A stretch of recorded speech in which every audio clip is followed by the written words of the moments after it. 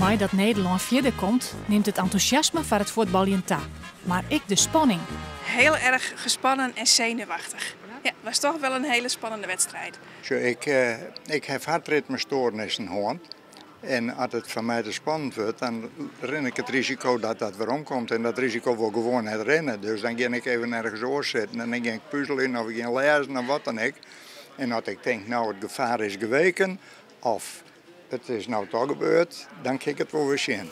Bakkerij Schuurmans in Ljouwert had wat aardigs betocht om in te jekken op het WK voetbal. Valreepjes. Het is een reepje oranjekoek. En er zit een voetbalskwon op van chocolade. En een voetbal van champagne-truffel. Nou ja, en het beeldt een beetje uit het skwonsje wat de voetbal op de valreep in de goal scoort. We dansen de samba, we dansen de samba.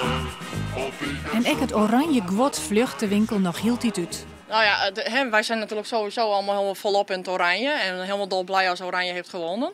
En zodra Oranje heeft gewonnen, wordt er ook weer gekocht. Voor het WK kochten mensen manmachtig nieuwe televisies wie het verhaal.